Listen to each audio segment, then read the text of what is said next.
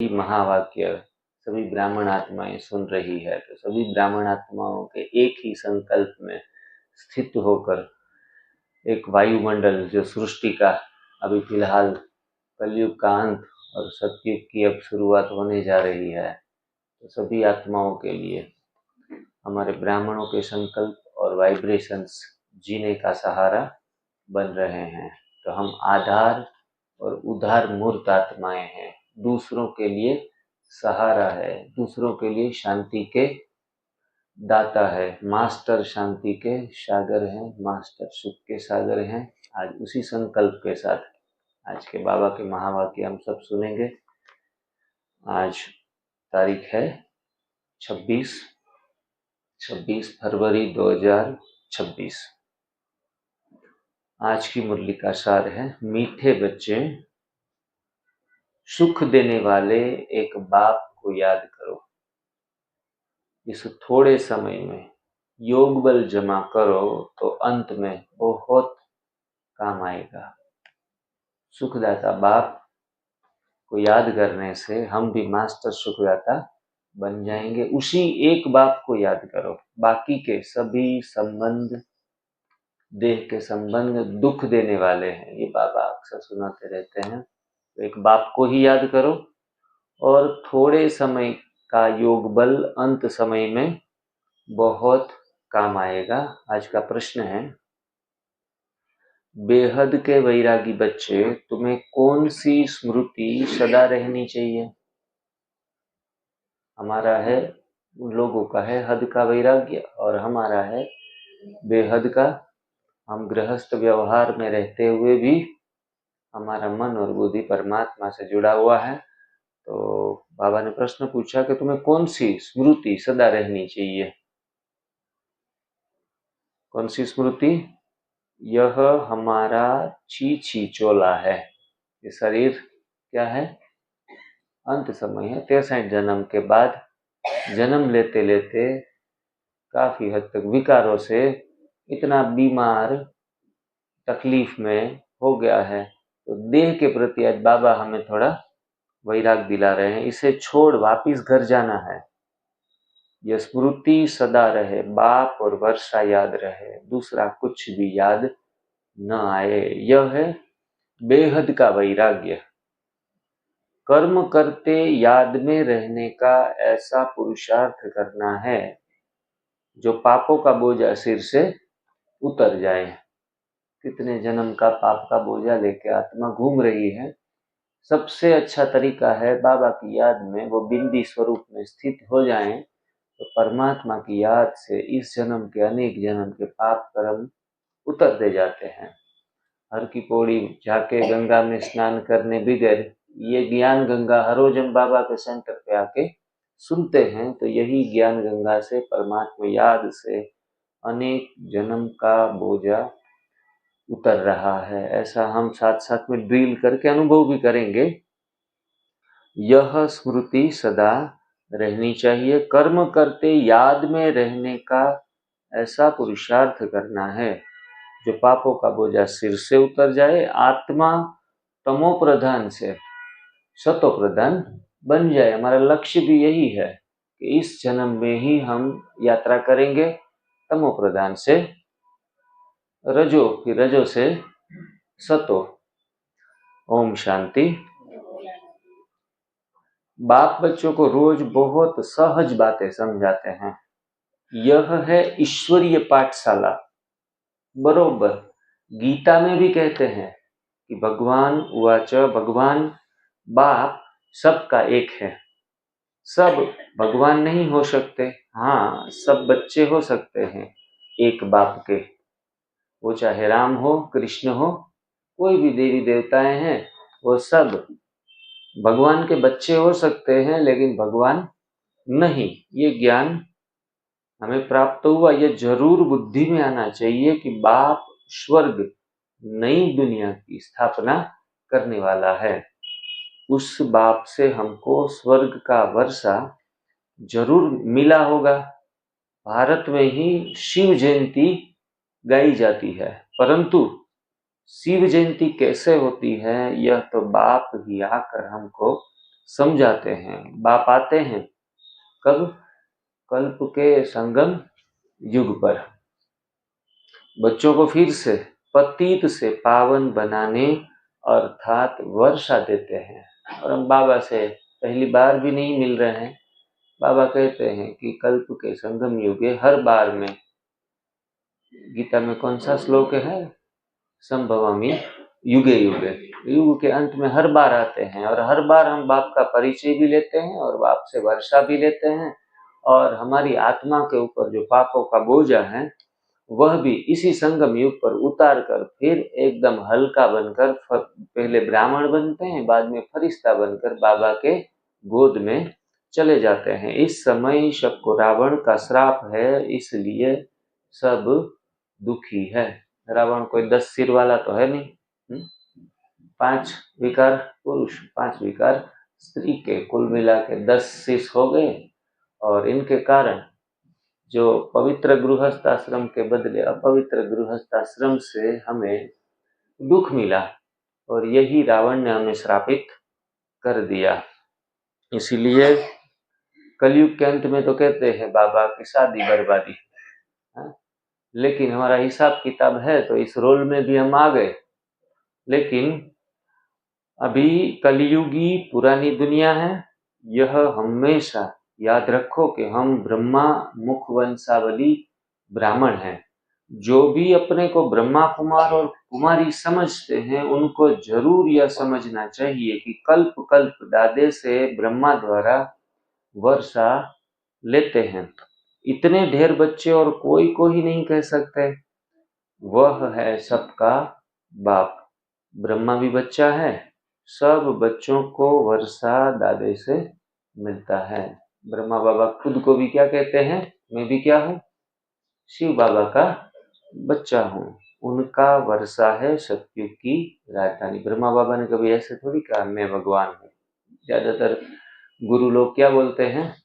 आत्मा ही परमात्मा, मैं ही ईश्वर हूँ, मैं ही कृष्ण हूँ। लेकिन बाबा ने कभी भी साफ सत्य ज्ञान हमें सुनाया कि आप भी बाबा के बच्चे हैं और मैं भी उन्हीं का बच्चा हूँ। यह बेहद का बाप जब स्वर्ग का रचयिता है तो जरूर हमको स्वर्ग की राजाई होनी चाहिए, परंतु यह भूल गए हैं हमको स्वर्ग की बादशाही थी। परंतु निराकार बाप जो है वो कैसे देंगे?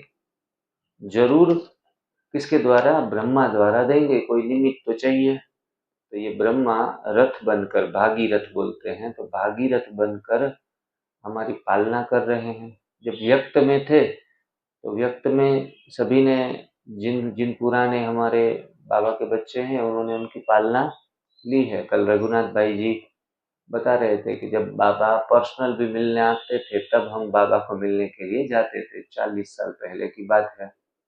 और तब बाबा के सम्मुख सुबह सुबह 6 बजे तक बैठे रहते थे। बाबा दृष्टि भी देते थे।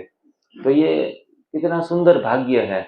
और अभी बाबा अव्यक्त में, ब्रह्मा भी अव्यक्त में हमारी पालना कर रहा है। किसके द्वारा? बहनों के द्वारा करते हैं। कोई बाबा के बच्चे जो एकदम से निश्चय बुद्धि उनके द्वारा करते हैं। तो भारत में इनका राज्य था। अभी कल्प का संगम है, संगम पर ब्रह्मा है, तब तो बीके कहलाते हैं। अंधश्रद्धा की कोई बात हो नहीं सकती। एडॉप्शन है। ब्रह्मा मुख वंशावली ब्राह्मण का टाइटल हमें मिलता है। बाबा ने हमें अपना लिया, सफेद वस्त्र धारण कर लिए, बाबा का ये मेडल हमें मिल गया। तो एक स्मृति रहती है कि मैं कौन हूँ? श्रेष्ठ ब्राह्मण हूँ, ब्रह्मा मुख वंशावली हूँ। हमारे संस्कार कैसे रहेंगे? ब्रह्मा को अच्छे लगे वैसे संस्कार नहीं। हम ब्रह्मा कुमार कुमारियां हैं। ब्रह्मा शिव बाबा का बच्चा है। हमको शिव बाबा से फिर से स्वर्ग की बादशाही मिल रही है और पहले भी हमको मिली थी। कल्प पहले हर बार 5000 वर्ष में मिलती है। इसलिए विजय हमारा जन्म सिद्ध अधिकार है। हम सफलता मुहूर्त है। मन में जो निश्चिंतता होनी चाहिए, निश्चय होना चाहिए कि इस बार फेल होंगे या पास होंगे। तो क्या होंगे?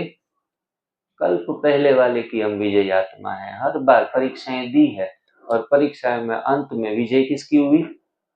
ब्राह्मणों की ही हुई, हम सब की हुई है। इसलिए परीक्षाओं से मानसिक विचलन नहीं होना चाहिए। पहले भी मिली थी, जिसको 5000 वर्ष हुए, हम देवी देवता धर्म के थे, पिछाड़ी तक वृद्धि होती रहती है। जैसे क्राइस्ट आया, फिर क्रिश्चियन धर्म अभी तक है और वृद्धि होती रहती है। वे जानते हैं कि क्राइस्ट द्वारा हम क्रिश्चियन बने। आज से 2000 वर्ष पहले क्राइस्ट आया था। अब वृद्धि हो रही है। पहले सतो प्रधान, फिर रजो प्रधान, फिर तमो में आना है। तो तुम सतयुग में सतो प्रधान थे। फिर क्योंकि सतयुग में अभी 5 दिवसीय आहार शिविर चल रहा है, तो हम थोड़ा आहार से भी देखा जाए तो सतयुग और त्रेता युग में देवी देवताएं फलों के बाग बगीचे में फल वगैरह आहार लेते थे, जो प्रकृति देती थी। फिर जैसे जैसे उतरती कला आई तो हमारा आहार भी परिवर्तन होता गया। फिर रजो में वे मिष्टान थोड़ा पकाकर खाने लगे, रजो प्रधान बन गए द्वापर की शुरुआत में, और आते आते अंत में तो न खाने का सब कुछ खाने लगे। जहाँ एक दूसरों को मार कर काट कर भी लोग खाने लगे। आज विश्व में मनुष्य एक ऐसा जीव है जो हर जीव को खा लेता है। जैसे आप चीन है, ऐसे कोई कोई 2-4 कंट्री ऐसी है जहाँ आपको वंडर लगेगा कि मनुष्य कौन सी चीज छोड़ता है, सब कुछ खा लेता है और कैसे पता नहीं टेस्ट भी आता है। तो ये तमो प्रधानता की एकदम लास्ट तक की अवस्था है। तो बाबा हमें लक्ष्य देते हैं कि अब हमें बनना है तमो से रजो और रजो से फिर सतो बनना है। तो सतो प्रधान का लक्ष्य हमारे संस्कार परिवर्तन, और संस्कार के साथ साथ संस्कार तभी परिवर्तन होंगे कि जब हमारे भोजन के संस्कार भी परिवर्तन करने का प्रयास किया जाए। क्योंकि जैसा अन्न वैसा मन तो बोलते हैं, लेकिन अन्न तो परिवर्तन अगर करते नहीं तो एक सुंदर आयोजन भी दीदी ने हर 6 महीने में एक आध बार आपके पुरुषार्थ के लिए रख देते हैं कि भाई अपना भोजन के संस्कार भी परिवर्तन करिए, करने के लिए प्रयत्नशील बनो। बहुत सहज हो जाएगा। जिनके भोजन परिवर्तन हो जाता है, तो जिसकी थाली बदल जाती है, उनके लिए उनके संस्कारों को जीतना भी बहुत बहुत आसान हो जाता है। तो तमो प्रधान सृष्टि से फिर सतो प्रधान जरूर होती है। नई दुनिया में आदि सनातन देवी देवता धर्म था। मुख्य धर्म कितने हैं? मुख्य धर्म, वेरी गुड, मुख्य धर्म 4 है। ऐसे तो अनेक धर्म है, अनेक धर्म का विनाश और एक धर्म की स्थापना हो रही है, लेकिन उसमें मुख्य 4 धर्म है। तुम्हारा धर्म आधा कल्प चलता है। कितने साल? 2500 साल तक हमारा धर्म। कौन सा धर्म है हमारा? आदि सनातन देवी देवता धर्म। जहाँ मंदिर होंगे, पूजा होगी, तिलक भी नहीं, और किसी भी प्रकार के विशेष वस्त्र परिधान भी नहीं है। मतलब कोई भी भक्ति मार्ग की कोई भी क्रिया हम नहीं करते थे। हम ही जैसे अब अपने आप में आत्मस्मृति में ही स्थित रहते हैं, और सदा ही हमारा हाथ कैसा रहता है? ऐसा रहता है। देवता देवता छोटा बच्चा 6 मास का है तो हम उनको देवता का स्वरूप, भगवान का स्वरूप समझते हैं। उनको कौन सी माला जप करनी पड़ती है? उनको कौन सा भगवान को अगरबत्ती धूप करना पड़ता है? क्योंकि वो खुद ही ऐसे स्वरूप में स्थित है। तो हमारा स्वरूप ही तभी उसी समय ऐसा स्थित होगा जिनके कारण हमें कोई विधि विधान में जाने की जरूरत नहीं। कोई उपवास करना पड़ेगा? कुछ भी नहीं, क्योंकि हम अंदर से ही संतुलित होंगे।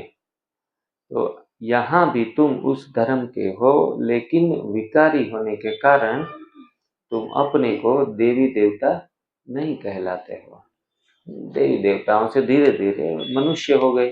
तुम थे आदि सनातन देवी देवता धर्म के, परंतु वाम मार्ग में जाने के कारण तुम पतित बने हो। इसलिए अपने को क्या बोल देते हैं? देवता के बदले क्या बोल देते हैं? हिंदू। क्या कहते हैं? हम हिंदू हैं, हिंदुस्तान में रहने वाले हिंदू हैं, अपने को हिंदू कहते हैं। अब तुम हिंदू ना बोलो, अब तुम क्या बोलो, हम कौन है? ब्राह्मण है। क्या है? ब्राह्मण है। ब्राह्मण मतलब जो श्रेष्ठ कर्म में स्थित रहने वाला, श्रेष्ठ संस्कारों वाला। नाती जाति के आधार के ऊपर ब्राह्मण का टाइटल हमें नहीं मिला है, संस्कारों के आधार के ऊपर ऊंचे ते ऊंचा है शिव बाबा। फिर दूसरे नंबर में हो तुम ब्राह्मण। तुम ब्राह्मणों का ऊंचे ते ऊंचा वर्ण है। ब्राह्मण, क्षत्रिय, वैश्य और शूद्र, 4 धर्मों में ज्ञाति आती है, तो सबसे ऊंचा वर्ण है ब्राह्मण। ब्रह्मा के बच्चे बने हो, परंतु वर्षा ब्रह्मा से मिलता है नहीं मिलता है? नहीं मिलता है। बहुत होशियार और सयाने लोग बैठे हैं। शिव बाबा ब्रह्मा द्वारा स्वर्ग की स्थापना कर रहे हैं, और वर्षा भी किससे ले रहे हैं? शिव बाबा से। तुम्हारी आत्मा अब बाप को जान गई है। कैसा बाप है? विचित्र, हाँ? बिंदी, दिखाई देने वाला, दिखाई न देने वाला। हम बाबा का गाना सुनते हैं ना, तुम तो यहीं कहीं बाबा मेरे आस पास हो। फिर दूसरी कड़ी क्या है? आते नजर नहीं मेरे साथ साथ हो। ये सबको अनुभव होता है। ब्राह्मण बच्चे जो दिल से, लगन से बाबा से जुड़ जाते हैं ना, तो बाबा को बातें करते रहते, चिट करते रहते। बाबा तुम नजर नहीं आते, लेकिन आस पास तो तुम रहते हो। जैसे मेरा बाबा बोल दिया तो इतना हल्कापन आ जाता है, दिमाग एकदम खाली, मन एकदम खाली हो जाता है। तो ऐसा विचित्र शिव बाबा जो अनुभव में आता है लेकिन दिखता नहीं है। बाप कहते हैं कि मेरे द्वारा, मेरे को जानने से सारे सृष्टि चक्र के आदि, मध्य और अंत की नॉलेज आप समझ लेंगे। यह ज्ञान मेरे को ही है। मैं ज्ञान का सागर हूँ। बाबा खुद का परिचय खुद देते हैं हमें। क्या कहते हैं? मैं ज्ञान का सागर हूँ। ब्रह्मा बाबा में शिव बाबा का अवतरण हुआ था, तो कुछ मंत्र क्या क्या उच्चारण किए थे? ज्ञान स्वरूपम शिवोहम, फिर प्रकाश स्वरूपम शिवोहम शिवोहम, और आनंद स्वरूपम शिवोहम शिवोहम। तो बाबा ने खुद आकर अपना परिचय दिया है। यही महावाक्य हम मुरलियों में सुनते हैं कि मैं ज्ञान का सागर हूँ। बाबा कहते हैं मैं आनंद का सागर हूँ और मैं पवित्रता का सागर हूँ। 21 जन्म तुम पवित्र बनते हो, फिर विषय सागर में पड़ जाते हो। अभी ज्ञान का सागर बाप तुमको पतित से पावन बनाते हैं। पतित पावन सीताराम बोलते थे पहले, है? वो सीता वाला राम पतित पावन है, लेकिन सीता मतलब हमारी आत्मा जो वनवास में चली गई, रावण के चुंगल में फंस गई, विकारों में फंस गई, और वही राम फिर वनवास काटकर सीता को छुड़ाने आया है। इसीलिए पतित पावन सीताराम कहते हैं। स्नान करने जाते हैं, परंतु वो पानी कोई पतित पावन नहीं है। आजकल तो पानी भी नदियों का इतना गंदा हो गया है। हम एक बार अस्थि बहाने के लिए गए थे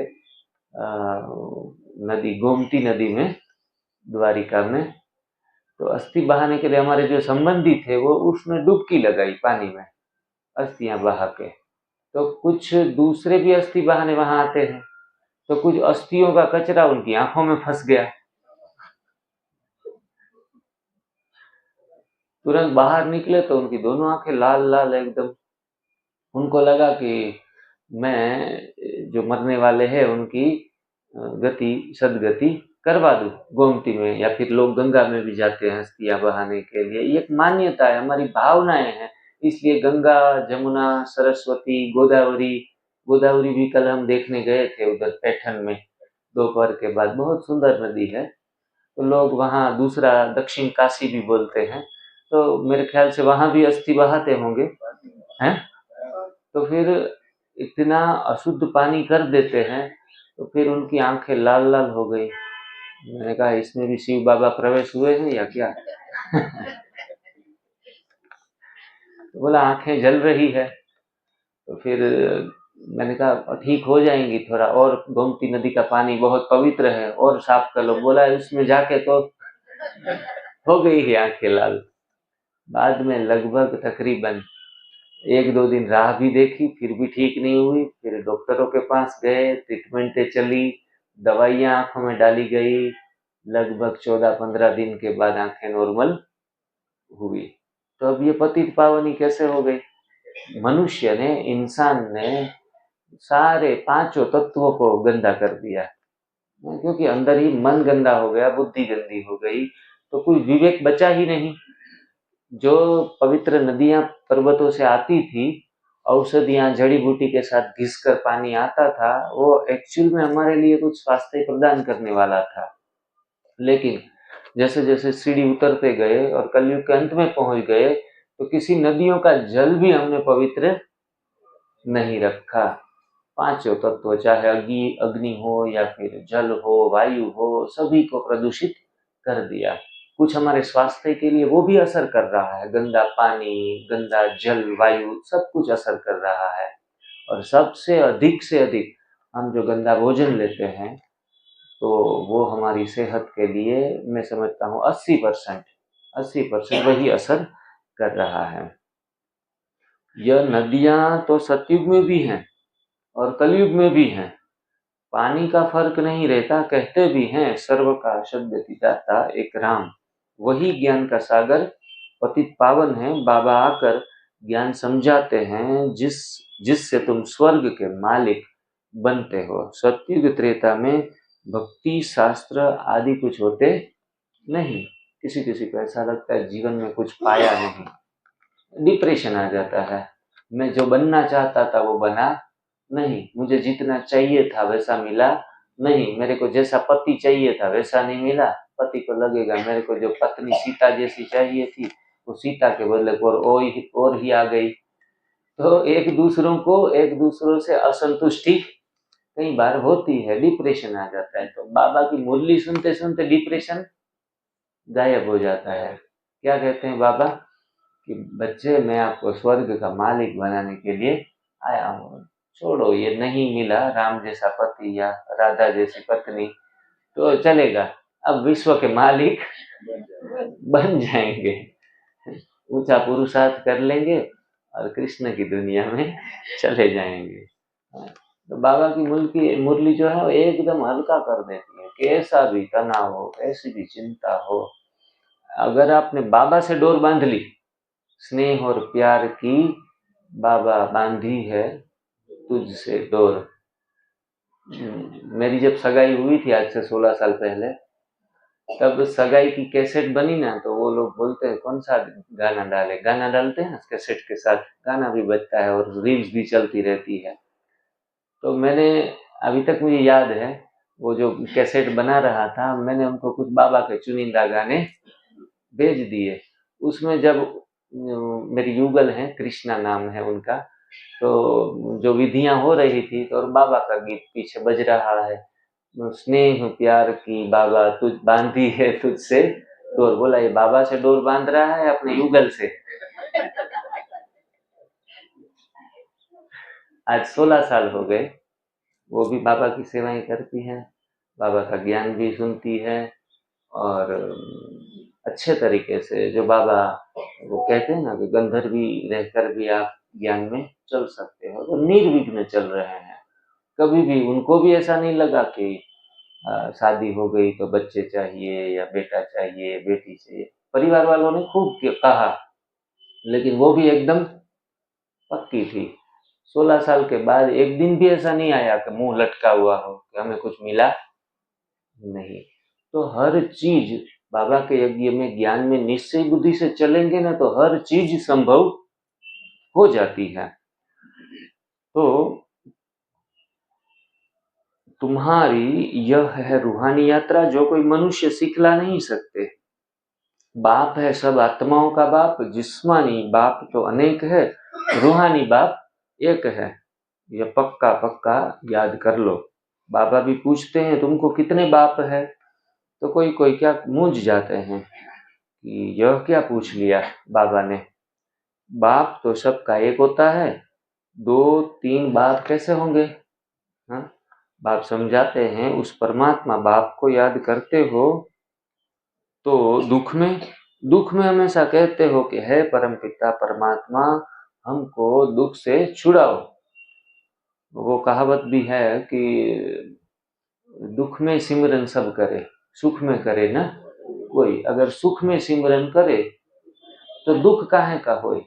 ज्यादातर अंत समय में तो जब दुखी हो जाती है ना आत्मा, तभी हे परमपिता हे भगवान, पहले भक्ति मार्ग में ऐसे कहते थे। तो हे परमपिता परमात्मा हमको दुख से छुड़ाओ, दुख से लिबरेट करो। तो 2 बाप हुए, एक है जिस्मानी बाप, दूसरा है रूहानी बाप। बाबा को याद कर लेते हैं।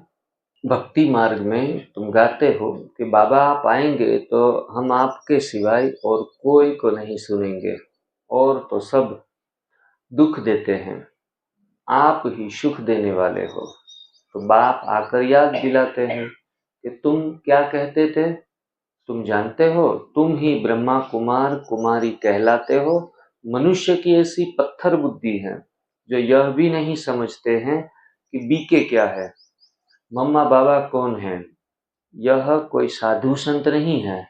साधु सन्यासी को गुरु कहेंगे, माता पिता नहीं कहेंगे। यह बाप तो आकर देवी धर्म का राज्य स्थापन करते हैं, जहाँ यह लक्ष्मी नारायण राजा रानी राज्य करते थे। पहले पवित्र थे फिर अपवित्र बनते हैं, जो पूज्य थे फिर 84 जन्म लेते हैं। पहले बेहद के बाप का 21 जन्म सुख का वर्षा मिलता है। कुमारी वह जो 21 कुल का उद्धार करे।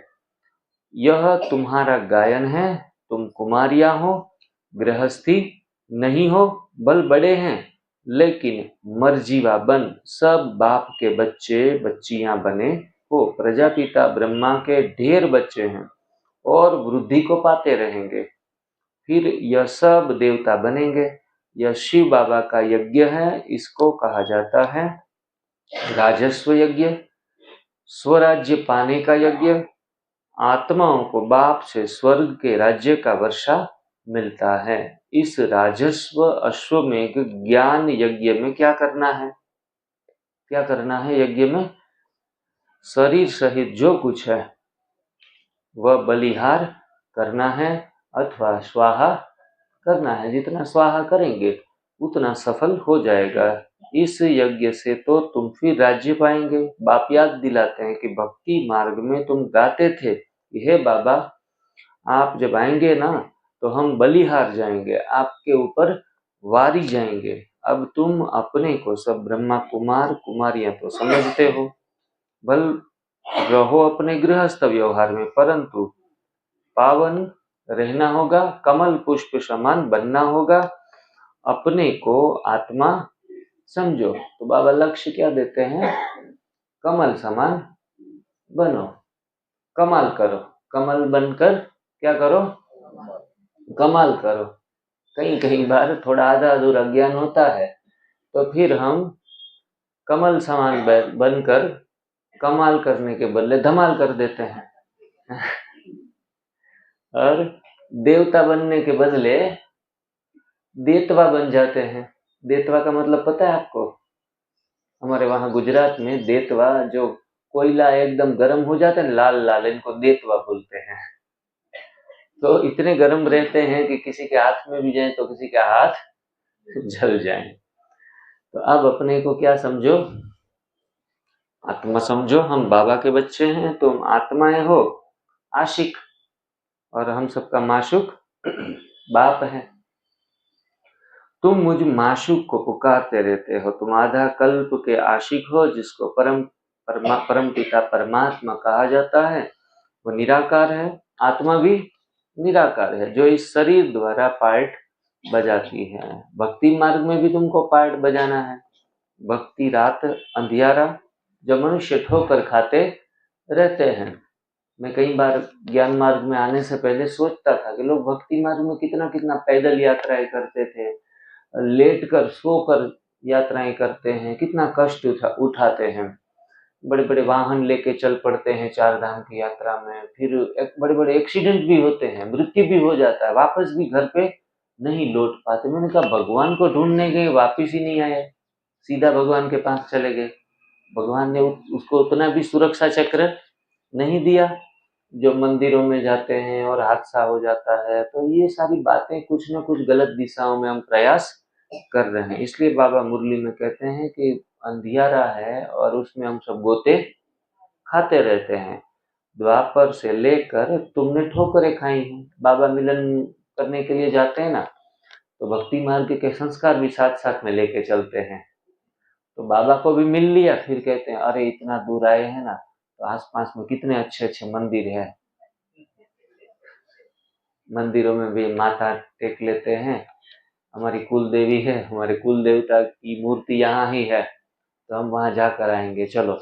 फिर पैसे बर्बाद करके इधर उधर घूमते रहते हैं। चलो घूमना अच्छा है प्रकृति के बीच में। हमारे वहाँ पोरबंदर सब लोग आते हैं, तो आसपास में एक तो ज्योतिर्लिंग सोमनाथ ज्योतिर्लिंग है बगल में ही, और एक तरफ है कृष्ण की द्वारिका नगरी। तो द्वारिका नगरी बाबा के बच्चे काफी सारे घूमने आते हैं, देखने आते कि कौन सी द्वारिका समुद्र के नीचे चली गई। तो बहुत सुंदर स्थान है, पर्यटन है। लेकिन अगर आप बाबा मिल गया और बाद में भी राम और कृष्ण को ढूंढ रहे हो, तो कुछ न कुछ अभी हमें परिचय नहीं मिला है। हमारे यहाँ एक माता जी 80-90 साल की आती थी मुरली सुनने के लिए, लगातार कितने मैंने देखा 20 साल, अभी तो मृत्यु हो गई उनकी। हर रोज सुबह पहली वो है, सबसे पहले कितनी ठंडी हो बारिश हो, पहली लाइन में वो पहली सीट में बैठेगी। अगर कोई उसकी सीट पे बैठ गया तो वो चिल्लाएगी कि मेरी सीट पर किसी को बैठना नहीं है, बोला ये जगह मेरी है। सबसे पहले बैठेगी, बहनों की दृष्टि लेंगी, वो पहली दृष्टि भी मुझे देना। इतनी भावनाएं उनकी बहुत शुद्ध और पवित्र थी, लेकिन भक्ति के संस्कार वहीं के वहीं। और फिर धीरे धीरे मैंने कहा माता जी ये आप ब्रह्मा बाबा कौन है, शिव बाबा कौन है? मैंने कहा 20 साल से आ रही है तो शायद पता होगा। शिव बाबा कौन है? तो बोला ये शिव बाबा है। ये तो ब्रह्मा बाबा है। बोला जो भी है बाबा है। उनको शिव बाबा और ब्रह्मा बाबा के बीच में पता नहीं। और जब भी कभी उसका सीट खाली रहे तो दूसरे दिन पूछेगा आज क्यों नहीं आई? बोला आज है ना हमारी माता जी का कोई वार था, तो उसकी पूजाएं थी घर में, तो उसको अगर हम प्रसन्न नहीं रखेंगे ना, तो फिर वो हमारे ऊपर गुस्से हो जाती है। हमारी कुल देवी को भी खुश रखना जरूरी है। तो इस प्रकार से हम कहीं न कहीं और भी अंधियारे में होते हैं। लंबे समय तक ज्ञान में चलते हुए भी शिव बाबा को इतना महत्व पता ही नहीं कि ये देवों का देव महादेव हमारे सामने आया हुआ है, और अब इसका दामन छोड़ के दूसरे को दामन पकड़ रहे हैं। चलो अच्छे हैं, सब देवी देवता हैं, 16 कला संपूर्ण बने थे, तो इसको हमेशा आदर सम्मान और रिस्पेक्ट से पवित्र भाव से झुकना चाहिए, मना नहीं है, लेकिन वो खुद हम ही थे। ये परिचय बाबा ने हमें दिया है। द्वापर से लेकर तुमने ठोकरें खाई है, इस समय दुखी है, लेकिन बाबा आज कहते हैं इस समय आप महादुखी हो। अब पुरानी दुनिया का अंत है, ये पैसा आदि सब कुछ मिट्टी में मिल जाना है। भले कोई करोड़पति है, भले कोई राजा है, बच्चे पैदा होंगे तो समझेगा यह धन हमारे बच्चों के लिए है, हमारे पुत्र पौत्र खाएंगे। बाप कहते हैं कुछ भी खाएंगे नहीं, यह दुनिया ही खत्म होने वाली है। बाकी थोड़ा समय, विघ्न बहुत पड़ेंगे, आपस में लड़ेंगे, पिछाड़ी में ऐसे लड़ेंगे जो खून की नदियां बहेंगी। तुम्हारी तो कोई से लड़ाई नहीं है, तुम योग बल में रहते हो, तुम याद में रहेंगे, तो कोई भी तुम्हारे सामने बुरे विचार से भी अगर आएंगे तो उनको भयंकर साक्षात्कार हो जाएगा। अंत समय में योग बल हमारा पावरफुल होगा ना, तो बुरी आत्माओं का तो प्रभाव रहेगा, आपके सामने आएगी, तो आप बाबा की याद में जैसे दृष्टि देंगे तो उनके सारे विचार खत्म हो जाएंगे, आपसे दूर हट जाएंगी, झट भाग जाएंगे। तुम शिव बाबा को याद करेंगे और वे भाग जाएंगे। कैसी दुष्ट आत्मा हो, कैसी भी पतित हो, कैसी ब्लैक मैजिक वाली आत्मा हो, हम बस बाबा की याद में स्थिर हो जाते हैं, हमारे आसपास सफेद दिव्य सफेद प्रकाश का वायुमंडल आ जाता है। उस वायुमंडल में कोई भी आत्मा का प्रभाव घुस नहीं सकता। आपको कभी भी कोई भी कहाँ शिकायत हो यहाँ कुछ गलत जगह है, गलत लोग हैं, तो बस तुरंत ही बाबा की याद में पवित्र वाइब्रेशन, व्हाइट लाइट का प्रोटेक्शन हमारे पूरे परिवार को भी दे देना है, परिवार की हर एक आत्मा को।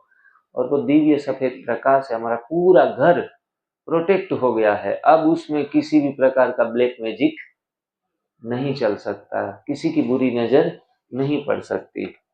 तो जो पक्के बच्चे हैं पुरुषार्थ में रहते हैं कि मेरा तो एक शिव बाबा, दूसरा न कोई, बाप समझाते हैं कि हथकड़े दिल याडे।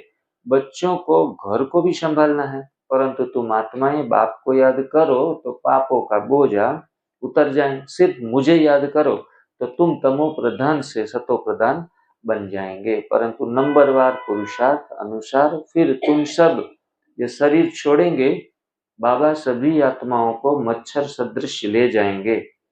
बाकी सारी दुनिया को सजाएं खानी है, भारत में बाकी थोड़े जाकर रहेंगे। उसके लिए यह महाभारत लड़ाई है। यहाँ तो बहुत वृद्धि होगी, प्रदर्शनी लगेंगी, प्रोजेक्टर आदि द्वारा कितने सुनते हैं। वह प्रजा बनाती जाती है। राजा तो एक होता है, बाकी होती है प्रजा। वजीर भी प्रजा की लाइन में आ जाता है। ढेर प्रजा हो जाती है। एक राजा की लाखों के अंदाज में प्रजा होती है, तो राजा रानी को मेहनत करनी पड़ेगी ना। बाप कहते हैं सब कुछ करते निरंतर मुझे याद करो। जैसे आशिक माशूक होते हैं ना, उन्हों को जिस्मानी लव रहता है। तुम बच्चे इस समय आशिक हो और तुम्हारा माशूक आया हुआ है, तुमको पढ़ा रहे हैं। पढ़ते पढ़ते तुम देवता बन जाएंगे। 1 सेकंड में क्या संगम युग माना 1 सेकंड 5000 साल में। तो देवता मनुष्य से देवता किए करने लागी वार। देखो हम हर रोज देवता नहीं बन रहे हैं, आप अपने अंदर झांक के देखो। आप कौन हो? माताएं देवियां और भाई लोग देवताएं। तो अगर हम नहीं भी बनना चाहेंगे ना, तो भी अगर बाबा के सम्मुख बैठेंगे तो बन जाएंगे। ये सबसे बड़ी खूबी है, कोई पुरुषार्थ करने की जरूरत नहीं है। जैसा सामने जो चित्र है उसके सामने जब बैठते हैं ना, तो खुद ब खुद चरित्र बन जाता है। बहुत सहज और सरल है। हम कैसा पुरुषार्थ करें, क्या करें, कुछ पता नहीं है। कैसे सोमान लिखें, कैसे योग का अभ्यास करें, कुछ पता भी नहीं है ना। बस सेंटर पे आके बाबा की मुरली सुनो, ज्यादा लंबा चौड़ा कमेंट्री ना है तो मेरा बाबा, मीठा बाबा, बाबा, शिव बाबा, माताओं, भोली भोली माता, इतना भी कहेंगी ना तो भी देवता बन जाएंगे। जैसे सूरज की धूप गिर रही है, आ रही है दोनों माताओं के चेहरे के ऊपर, तो अपने आप ही गर्मी तो लगेगी। इसके लिए आपको कोई करना, कुछ भी करना नहीं है, क्योंकि सूरज के सामने बैठे हैं तो धूप तो अपने आप लगेगी। अगर नदी का से वो धोध बह रहा है, फव्वारा बरस रहा है, उनके नीचे खड़े जाकर बाथरूम में खड़े हो जाओ, पानी भी बह रहा है, तो भीगना स्वाभाविक हो जाता है। भीगने के लिए कोई विशेष प्रयास नहीं करना पड़ता। तो ऐसे ही बाबा के नित्य सत्संग, मुरली कभी भी मिस ना हो, ये अवश्य ध्यान रखना है। बाबा के सम्मुख आ जाना है इस पवित्र वाइब्रेशन में, तो भी हमारे अंदर देवता वाले संस्कार दिन ब दिन बढ़ते ही रहेंगे। याद से विकर्म विनाश होंगे और तुम सदैव निरोगी भी बनेंगे। फिर 84 के चक्र को भी याद रखना है। सतयुग में इतने जन्म, त्रेता में इतने जन्म, हम देवी देवता धर्म वालों ने पूरे 84 का चक्र लगाया है। आगे चलकर तुम बहुत वृद्धि को पाएंगे। तुम्हारे सेंटर्स हजारों की अंदाज में हो जाएंगे। ये तो बहुत पुरानी मुरली है, रिवाइज मुरली है। अभी कितने 8000 9000 सेंटर हमारे कुल मिला के बन गए हैं। बाबा ने ये 2 4 5 सेंटर होंगे तभी बात बताई होगी, तो हजारों के अंदाज में सेंटर हो जाएंगे। दीदी बता रही थी सब औरंगाबाद में बाबा की सेवाएं चली थी तो एक ही सेंटर था। बोला ज्यादा नहीं, अभी तो विनाश होने वाला, ज्यादा सेंटर भी क्यों खोले। आज के दिन में लगभग 17 सेंटर कुल मिला के हैं औरंगाबाद में, और न जाने आगे जाकर और भी खुल सकते हैं। इतनी गीता पाठशालाएं हैं, क्योंकि बाबा का ज्ञान अंत में सभी आत्माओं को मिल जाना है। गली गली में समझाते रहेंगे कि सिर्फ बाप को और वर्षे को याद करो। अब चलो घर वापिस। यह तो छीछी चोला है, यह है बेहद का वैराग्य। सन्यासी तो सिर्फ हद का घर बार छोड़ देते हैं, वह है हठ योगी। और वह राजयोग सिखला नहीं सकते। कहते हैं यह भक्ति भी अनादि है। बाप कहते हैं यह भक्ति तो द्वापर से शुरू होती है, 84 पीढ़ियां उतरी, अब तुम तमो प्रधान बने हो। तुम सो देवी देवता थे, क्रिश्चियन कहेंगे कि हम सो क्रिश्चियन थे। तुम जानते हो कि हम सतयुग में थे। बाप ने देवी देवता धर्म स्थापन किया। यह जो लक्ष्मी नारायण थे वह सब ब्राह्मण बने हैं। सतयुग में एक राजा रानी थे, एक भाषा थी, यह भी बच्चों ने साक्षात्कार किया है। तुम हो सब आदि सनातन धर्म के, तुम ही 84 जन्म लेते हो। कितनी जन्मों की कहानी है? 84 जन्म के। ब्रह्मा बाबा की वो गाना है बजता है तो उसमें बताते हैं कि ब्रह्मा की कहानी के बारे में 84 जन्म लिए। और हमारे जन्म भी कितने हैं? सबके 84 हैं। तो सब सतयुग में आ जाएंगे हैं। किसी किसी को त्रेता में पार्ट है तो हो सकता है 75 जन्म भी हो, 70 जन्म भी हो सकते हैं। लेकिन अच्छी बात है कि औरंगाबाद के सभी स्टूडेंट 84 जन्म लेने वाले हैं। मतलब पहली राजधानी से ही हमारा पार्ट शुरू हो जाएगा। तुम हो अब आदि सनातन देवी देवता धर्म के। हमारे वहाँ पोरबंदर में वहाँ सुदामा का मंदिर है, राम का सखा सुदामा। तो सुदामा के मंदिर में वो बुलबुलामणि बोलते हैं। तो बुलबुलामणि में 84 लख ऐसे लिखा है। आप हम गए थे शांता दीदी के, नहीं गए थे सुदामा मंदिर में। तो उसमें ऐसे घूमना होता है। एक तरफ से जाओ और 84 का चक्कर काट के दूसरी तरफ से बाहर। मानो कि एक दो जगह पर है ऐसी ही 84 लख की। और सब मानते हैं, मान्यताएं हैं कि इसमें जो गुजर जाता है ना वो भव सागर से पार हो जाता है। तो लोग अवश्य वहां आते हैं तो इसमें घुसते हैं। अगर घुटने भी खराब हैं तो गिर भी जाते हैं अगर उसमें घूमेंगे तो। लेकिन हम वहां बोलते हैं, वो ब्राह्मण समझाते हैं कि ये 84 लाख जन्म हमें मिलते हैं। पशु योनि, पक्षी योनि, जीव जंतु होते हैं, फिर मनुष्य जन्म मिलता है। वो थोड़ा उल्टा ज्ञान समझाते हैं। लेकिन 84 लाख नहीं, लेकिन 84 लख बोलते हैं। लख का मतलब लाख नहीं होता। वहां भी लिखा हुआ है 84 लख, लेकिन हमने समझ लिया लाख, कुछ उल्टा उठा लिया। तो बाबा ने ये स्पष्ट कर दिया कि भाई तुम 84 जन्म ही लेते हो, 84 लाख नहीं। तुम हो सब आदि सनातन धर्म के, तुम ही 84 जन्म लेते हो। वह जो कहते हैं आत्मा निर्लेप है, वह ईश्वर सर्वव्यापी है, यह सब रोंग है। ईश्वर सर्वव्यापी, ईश्वर की शक्ति सर्वव्यापी है लेकिन ईश्वर सर्वव्यापी नहीं है। सब में आत्मा है। फिर कैसे कहते हो कि हमारे में परमात्मा है? फिर तो सब फादर हो गए, कितने तमो प्रधान बन गए हैं। आगे जो सुनते थे वो मान लेते थे। अब बाप आकर सत्य सुनाते हैं। सत्यम शिवम सुंदरम। बाप के सामने आते हैं। कोई कोई बड़े बड़े विद्वान होते हैं, ज्ञानी ध्यानी होते हैं, अनेक आत्माओं का जीवन का परिवर्तन करते हैं, फिर भी मानते हैं आत्मा परमात्मा है।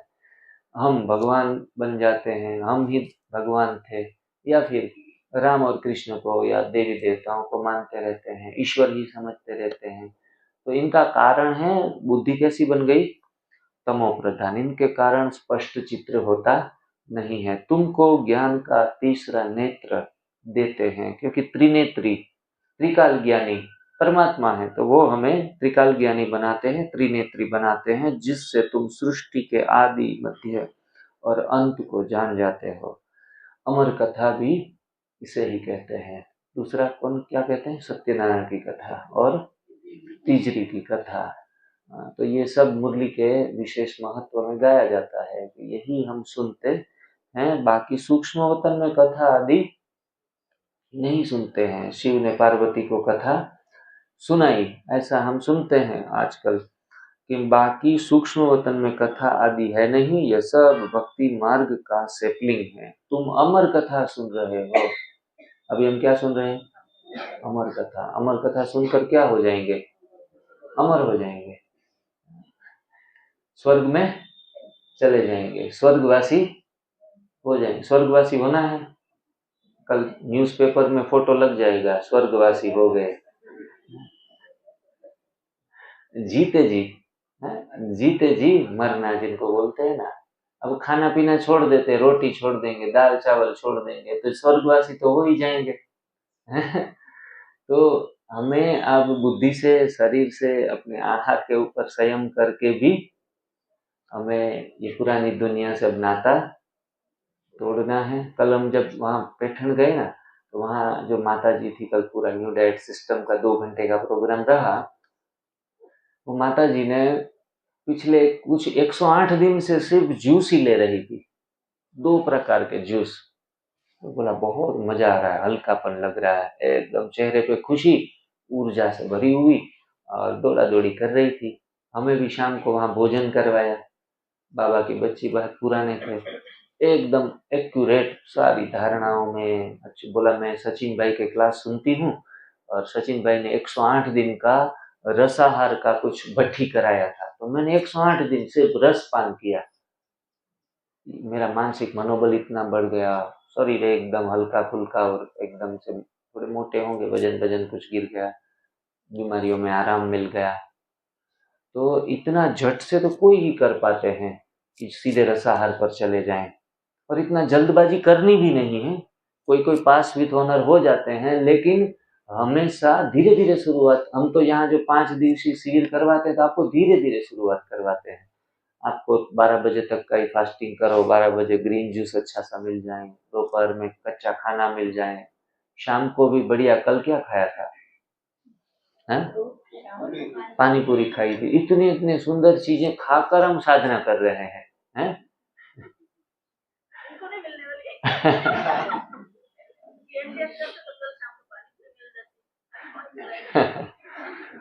तो देखो, हमने तेल, घी और अनाज, कितनी सारी चीजें पीछे छोड़ कर आए हैं।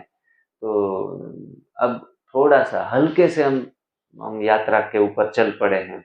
हमें थोड़ा कठिन भी ना लगे, और धीरे धीरे करके हम टेक ऑफ हो जाएं। उस तरीके से साधना करवाते बीमारियां भी गायब हो जाएं। यहाँ कितनी माताएं बैठी है, पिछले शिविर किया था, फिर बोले कोलेस्ट्रॉल चला गया, शुगर चला गया, बीपी अब नहीं रहता। फिर गलतियां करते हैं तो पता चलता है कि हाँ, हमने गलतियां की, हमारी गलतियों के परिणाम से फिर थोड़ा बहुत बीमारी आई है, तो चलो ठीक कर ले। हाँ, एनडीएस जो अच्छे तरीके से समझ लेता है ना, वो फिर ऐसा नहीं कि बीमार नहीं होता, बीमार हो भी सकता है, क्योंकि गलतियां का पुतला है इंसान, फिर छोटी छोटी गलतियां कर लेता है। लेकिन गलतियां करने के बाद अगर सुधरता नहीं है, तो वो सबसे बड़ी गलती है। हम कहते हैं एनडीएस में आकर कच्चा खाने के बाद कोई सुबह ना चलने की जरूरत, न कपालभाति करने की जरूरत। उल्टा कपालभाति एक बार मैंने किया था, हमारे एक योग गुरु आए थे, मैं खुद भी योग टीचर था, ऐसे करके 100 मरवाते, सांस बाहर फेंकते थे, और इतने थके हारे हाथ पैर ढीले सुन हो जाते हैं। कपालभाति, एक भाई मेरे को आया, बड़ी उम्र के थे, वो बोले मैं 20 साल से कपालभाति कर रहा हूँ, और बाबा रामदेव ने बताया था कपालभाति करने से डायबिटीज चली जाती है। मैंने कहा आपकी गई? बोला मेरी तो नहीं गई। मैं ये नहीं कहता कपालभाति करने से फायदा नहीं होता, कुछ होगा भी, प्राणायाम प्राणों का आयाम है, लेकिन आहार तो शुद्ध नहीं। फिर कपालभाति 200 साल भी करेंगे ना, पीढ़ी दर पीढ़ी, तो भी कुछ होने वाला नहीं है। और शरीर को कई बार हम अधिक श्रम देते हैं, सुबह सुबह है ना, इतने लग जाते हैं, कोई कोई ट्रेडमिल पे चढ़ जाता है, कोई हाथ पैर। अरे हमने काफी न्यूज़पेपरों में सुना है कि एक्सरसाइज करते करते हार्ट अटैक आ गया, ऐसे कितने सारे एक्सीडेंट बनते हैं। फिर भी न जाने लोगों को दिमाग में घुस गया है कि सेहत के लिए एक्सरसाइज करना जरूरी है। बिल्कुल नहीं। बस हल्का कदमों से चल लो, आधा किलोमीटर 1 किलोमीटर, धूप सेक लो, पेड़ों के बीच पौधों के बीच चले जाओ, थोड़ा बहुत हाथ पैर हिला लो, हल्की सी स्ट्रेचिंग कर लो, अच्छा है। क्योंकि मूवमेंट थोड़ा बहुत तो होना जरूरी है। बैठे बैठे भी हम देखो 1 घंटे में भी थक जाते हैं, तो हाथ पैर हिलाना जरूरी है। लेकिन अगर अधिक घंटों घंटों तक लगे पड़ेंगे ना, तो हो सकता है कि फायदा के बदले काम उल्टा हो जाएगा। अगर कोई एक्सरसाइज करवाता है, कोई हेल्दी व्यक्ति है, तो बहुत जोर से कर लेगा, दुगना कर लेगा। लेकिन बीमार व्यक्ति को इनसे आधा भी करेगा तो भी वो उनको थकान लगेगी, फिर उनके कमर दुखने लगेगी, सिर दर्द होने लगेगा। इसीलिए विवेक बुद्धि से मूवमेंट करना है। विवेक बुद्धि चाहिए। तो मेरे को कितना हाथ इतना ही उठ रहा है और जबरदस्ती से ऐसे उठा लेंगे तो फिर मसल्स में मोच आ जाएगी। हम ऐसे ऐसे एक्सरसाइज करवाते हैं दोनों तरफ। तो कोई कई बार मैं तो कहता हूँ कि भाई एक्सरसाइज यहाँ भी 5-10 मिनट कई बार उछल कूद करते हैं ना, तो कहते हैं आपसे जितना बन पड़े उतना ही करना है। फिर ऐसे करके ऐसे झुक जाते हैं ना, तो फिर वैसे ही रह जाते हैं। फिर दूसरे लोग ऐसे सीधा करते हैं कि भाई आ जाओ फिर वही स्थिति में, क्योंकि मसल्स में फिर मोच आ गई। तो एक्सरसाइज का रोल कठिन चीज है। देखो इसको मोड़ना है, कैसा भी मोड़ेंगे तो मुड़ेगा, जबरदस्ती मोड़ देंगे तो फिर सीधा होने वाला खराब हो जाएगा। अब इसको मोड़ो, आराम से मुड़ेगा क्योंकि लचीला है। लचीली चीज को कितनी भी मोड़ी जाए तो अच्छा है। लचीलापन, हमारा शरीर कैसे लचीला होगा? ककड़ी, टमाटर, गाजर, बीट जूस पी के लचीला होने वाला है ऐसा? आप देखेंगे 5 दिन के बाद लचीलापन आएगा, नीचे झुकना, ऊपर उठना, हाथ पैर फैलाना, सब कुछ आसान हो जाता है एनिमा लेने के बाद और कच्चा खाने के बाद। फिर आप हल्की फुल्की एक्सरसाइज कर सकते हैं, वरना एसिड वाली चीज, जो पका हुआ भोजन नस नाड़ियों में भरा हुआ है, इतना हार्ड है, और इसको अगर ऐसे गर्दन भी मोड़ने जाएंगे ना तो भी यहाँ 5 दिन के लिए दुख सकता है। ज्यादा गर्दन भी घुमाने जाएंगे तो भी दुख सकता है। पहले लचीले हो, पहले अपने आहार को परिवर्तन करो। आहार परिवर्तन, हमारा स्लोगन क्या है? आहार परिवर्तन से आरोग्य, फिर आत्म शुद्धिकरण। फिर दिमाग खुल जाता है कि कितनी मात्रा में एक्सरसाइज करनी है, कितनी मात्रा में चलना है। मैं कहता हूं कि हमेशा अपनी नींद से समझौता ना करो। अगर नींद 6 घंटे की आ रही है तो 3 घंटे आराम करके खड़े ना हो जाओ।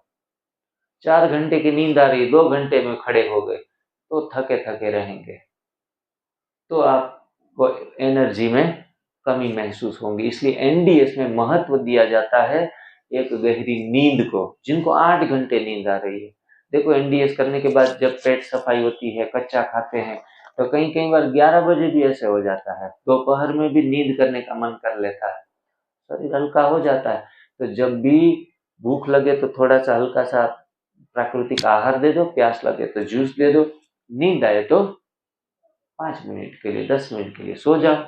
ऐसा नहीं है कि 10 बजे भी नहीं सो सकते सुबह। थोड़ा सा यहाँ क्लास चलते हैं तो पीछे जाकर हल्का सा नींद भी 5 मिनट के लिए कर सकते हैं, कोई मना नहीं है, क्योंकि नींद से ही स्वास्थ्य मिलता है। पेशेंट को हॉस्पिटल में क्या करवाते हैं? लेटा देते हैं, फिर कोई कोई इंजेक्शन ऐसे लगाते हैं ना, इंजेक्शन लगने से ही आंखें सुन्न हो जाती है, क्योंकि नींद का कुछ भाग इंजेक्शनों में, दवाइयों में, वो जो बाटला चढ़ाते हैं ना, बोतल चढ़ाते हैं, उसमें भी होता ही है। डॉक्टर को पता है कि इनको 8-10 दिन सुला के रखो, हाथ पैर उनके बंद, और वो पड़ा रहता है आराम से, बोलता है दवाइयां असर कर रही। अरे दवाइयां नहीं, आपको जो सुला दिया गया ना, resting is the best medicine. आप आराम करने से ठीक हो रहे। फिर बाद में आपको छुट्टी भी देंगे ना तो बताएंगे देखो छुट्टी नहीं दे रहा हूं, अगर जल्दी छुट्टी चाहिए ना तो घर पे आराम करना पड़ेगा। ये भी हमने सुना है डॉक्टर के पास, और 5 दिन और आराम की सख्त जरूरत है। भाई मरीज को बार बार परेशान मत करो, मरीज से बात मत करो, मरीज को कुछ काम मत दो, क्योंकि आराम से ही शरीर को फिर मौका मिल जाता है। वो दूसरा स्थूल आराम भी जरूरी है और यहाँ से भी आराम करना जरूरी है। हम यहाँ से आराम देते, अंदरूनी आराम नहीं मिलता, तो फिर दोबारा डॉक्टर के पास चले जाते हैं। तो अब कितने तमो प्रधान बन गए हैं, छोटी छोटी बातों को भी हम समझ में नहीं लाते। आगे जो सुनते थे वो मान लेते थे, अब बाप आकर सत्य सुनाते हैं, तुमको ज्ञान का तीसरा नेत्र देते हैं, जिससे तुम सृष्टि के आदि मध्य अंत को जानते हो। अमर कथा भी यह है, बाकी सूक्ष्म वतन में कथा आदि होती नहीं है, यह सब भक्ति मार्ग की सैपलिंग है। तुम अमर बनने के लिए अमर कथा सुनते हो, वहां तुम खुशी से एक शरीर छोड़ दूसरा शरीर लेंगे। यहाँ तो कोई मरता है तो क्या करते हैं? मरते हैं तो क्या करते हैं? रोते और पीटते हैं। वहां बीमारी आदि होती नहीं। कहाँ बीमारी होती नहीं? औरंगाबाद में है, सतयुग में। औरंगाबाद में भी बीमारी अब नहीं होंगी, दूसरा शिविर लग रहा है। अब बीमार बाद में जो आकर आएंगे ना, अगर दीदी फोन करेगी कि हमारे स्टूडेंट बीमार है, तो मैं मानूंगा नहीं कि क्यों बीमार है। अभी तक जीवन जीने की कला 2 बार तो सिखाई है, अपने डॉक्टर तो खुद ही बना दिया है। फिर डॉक्टर के पास हमारी जेब से पैसे नहीं जाने चाहिए। हाँ, बाबा की भंडारी में डाल दो, वही पैसे अनेक गुना 21 जन्म का भाग्य बन रहा है। और आप 500-500 की कड़क नोटें डॉक्टर की विजिट के लिए दे रहे हैं, तो अपना सब व्यर्थ जा रहा है। इतना सब कुछ जानते हुए भी फिर मूर्ख बनते हैं, फिर वहीं की वहीं चाल चलने लगते हैं, तो कुछ हमारी मूर्खता है? योगी तु आत्मा, ज्ञानी तु आत्मा, बार बार बीमार नहीं पड़ती। अव्यक्त या मुरलियों में, पुरानी मुरलियों में ये है। अगर आप बार बार बीमार पड़ रहे हो तो क्या निशानी है? आप योगी भी नहीं हो और आप ज्ञानी भी नहीं हो। साफ साफ स्पष्ट शब्दों में बाबा ने कहा है, ज्ञानी तो योगी आत्मा वो नहीं है जो बार बार बीमार पड़ते रहते। एक बार जीवन जीने की कला, दीदी का काम हो गया। उसको लगा कि मेरे को जो अच्छा लगता है आप सभी लोगों के सामने स्पष्ट हो जाए, आप सभी लोग जान ले कि अच्छा फास्टिंग इतना जरूरी है, एनिमा करना उतना जरूरी है, और तीसरा ये ग्रीन जूस पीना उतना जरूरी है। तो फिर भी नहीं करते, फिर भी सतवचन महाराज करके फिर चले जाते हैं। तो फिर दीदी की ड्यूटी पूरी हो गई, थोराट भाई की ड्यूटी पूरी हो गई, लेकिन हम उससे कुछ उठा ले, कुछ सीख ले, अपने जीवन जीने की कला में ऐड कर दे, तो वो खुश होंगे कि हमारा प्रयास सफल हुआ।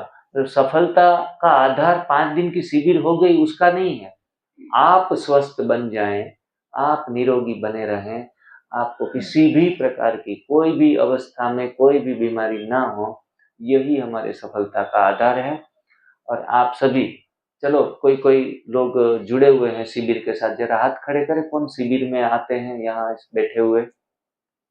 कुल मिलाकर 10-12 लोग जो हैं वो शिविर में, बाकी के लोग घर पे बैठे शिविर कर रहे हैं। पहले की है, अच्छी बात है।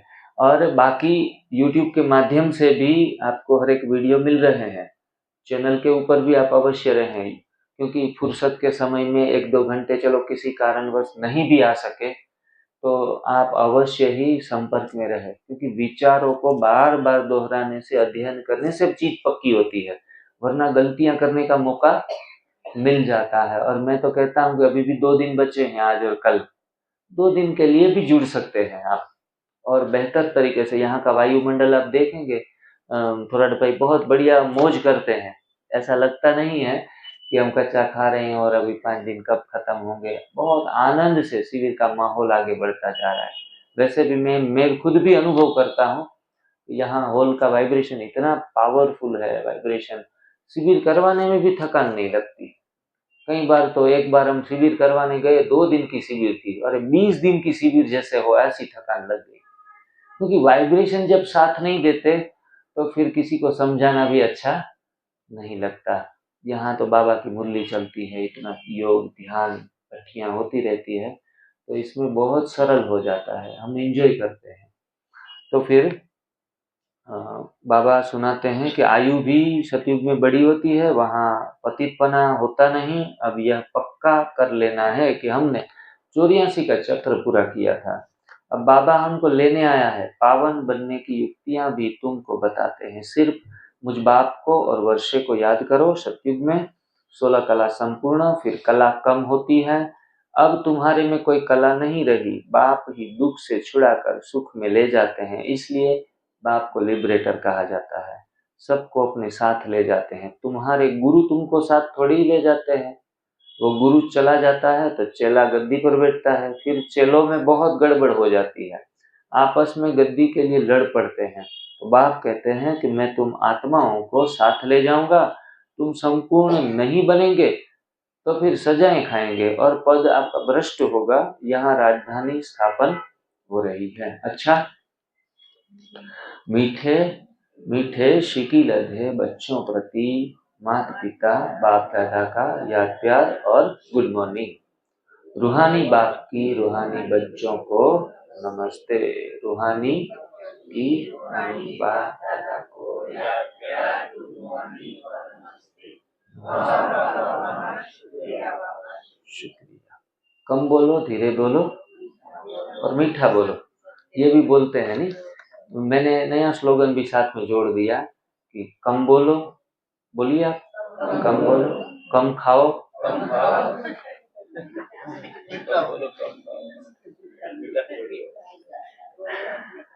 धीरे बोलो, धीरे धीरे चबाकर खाओ,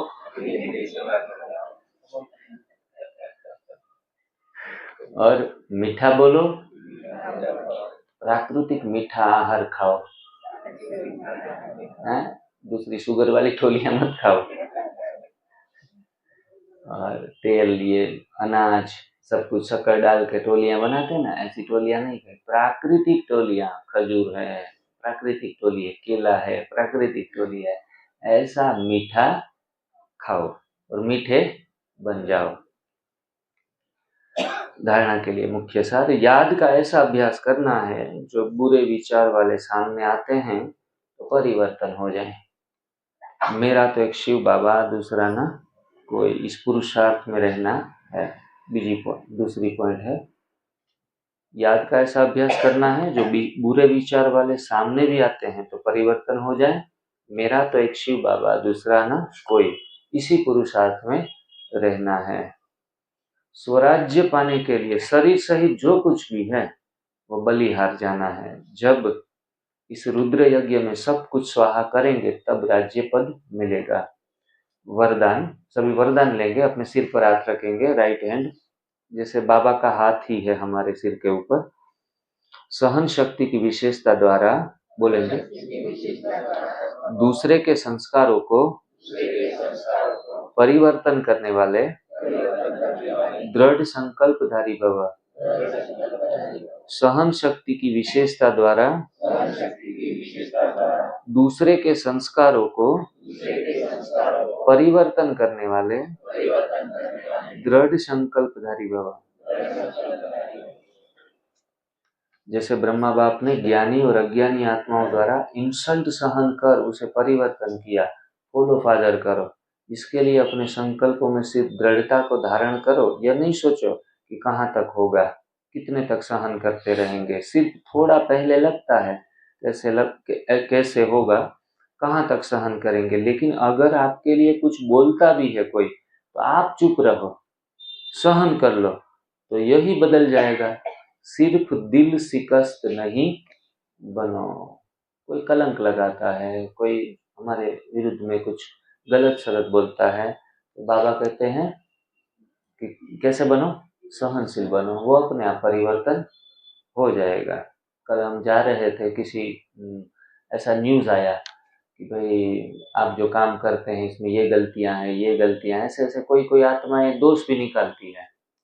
तो साथ में हमारे भाई, नाम में भूल गया, रघुनाथ भाई जी थे, वो भी सुन रहे थे कि भाई जी को भी छोटे छोटे पेपर आते रहते हैं, कोई ना कोई क्रिटिसाइज भी करता रहता है कि जिग्नेश भाई ये कर रहे हैं, वो कर रहे हैं, ये गलतियां कर रहे हैं। कोई कोई तो ये कहते हैं, अरे जिग्नेश भाई बिजनेसमैन बन गए। तो मेरे को हंसी आती है, अरे मैं बिजनेसमैन हूँ?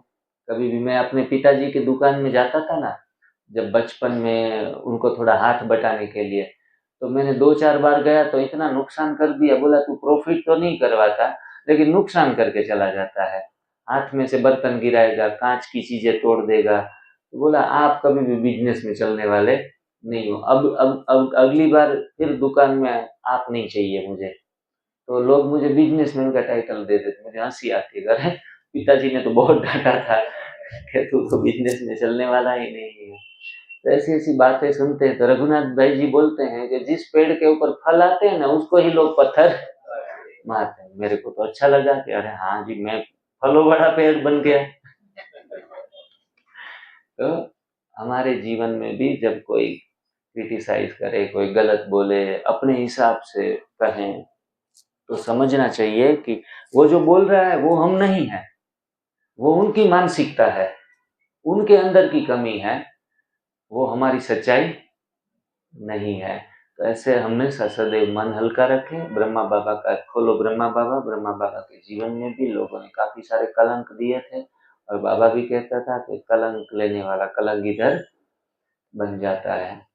तो बाबा हर रोज हमारे मन और बुद्धि को विशेष भोजन देके हमें सुदृढ़ हमारा मनोबल बढ़ाता है। स्लोगन है, संगम पर सहन कर लेना, झुक जाना, यही सबसे बड़ी महानता है। संगम पर सहन कर लेना, झुक जाना, यही सबसे बड़ी महानता है। कितनी सुंदर महान बात बताई।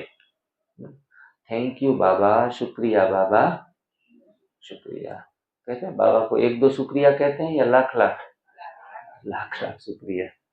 अव्यक्त इशारे, एकता और विश्वास की विशेषता द्वारा सफलता संपन्न बनो। बाप दादा चाहते हैं कि बच्चों की पहले साथियों में, सेवा में, वायुमंडल में एकता हो, फिर एक बल, एक भरोसा हो, एक मत हो, तब सेवा में सफलता मिलेगी। पिछले काफी सारे दिनों से बाबा एकता के ऊपर ही बता रहे हैं। सभी ब्राह्मणों में एकता सबसे पहली जरूरी है, फिर सेवा में सफलता मिलेगी। जैसे नारियल तोड़कर रिबन काटकर उद्घाटन करते हैं, ऐसे एक मत, एक बल, एक भरोसा और एकता की रिबन काटी और फिर सर्व को संतुष्ट किया। प्रसन्नता का नारियल तोड़ो, यह पानी धरनी में डालो, फिर देखो सफलता कितनी होती है। ओम शांति। देखो पोरबंदर से सूरत आए, सूरत से यहाँ आए, ये हमारा परम अहो सौभाग्य कहेंगे, क्योंकि मुझे नहीं लगता इतना भी कोई ध्यान रखता हो तो अपने भाई बहनों के लिए या औरों के लिए, क्योंकि स्वास्थ्य शिविर आज हम देख रहे हैं, क्योंकि दुनिया में तो दिन प्रतिदिन बीमारियां बढ़ते जा रही है। और कभी कैसा करना होता, हमने किया, हमने सुना, सुनने से, एक बार करने से कभी भी मुख में नहीं चल पाते, क्योंकि इतनी दृढ़ता तो हमारे अंदर ने एक बार सुना और एक बार समझा और हम फिर उसी पे चलेंगे, क्योंकि धीरे धीरे हमारी ट्रेन क्या होती है, पटरी से उतर ही जाती है। उतरती या नहीं उतरती, कैसे माता उतर गई है ना। हाँ, तो इसीलिए अभी तो बाहर से 2 लोग आए हुए या लोकल से 2 भी लोग आए, बहुत अच्छा अनुभव कर रहे हैं। और इतना अच्छा, क्योंकि भाई का सुनाने का तरीका बहुत सुंदर है। नीचे भी हम लोग स्पीकर ऑन करते हैं, क्योंकि हमारी टीम भी नीचे सुनती है, तो बहुत सुंदर तरीके से हमें ये नॉलेज क्लियर भी होता है। तो इसीलिए सबने बहुत इसका अच्छा लाभ लिया है। आप सभी को भी मैं आज तो नहीं कहूंगी, कल आपका वेलकम है, आप कल इस शिविर में ऐड हो सकते, या जगह नहीं तो नीचे हम सुविधा करेंगे।